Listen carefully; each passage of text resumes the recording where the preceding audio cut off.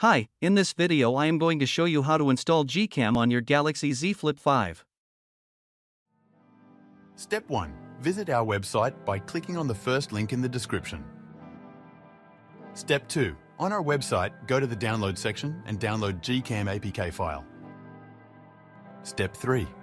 Go to video instruction section on our website. There you will find step-by-step guide on how to install that GCam APK. That's it. Don't forget to visit our website for complete instructions and APK file. Lastly, here's some GCam versus stock camera app comparison.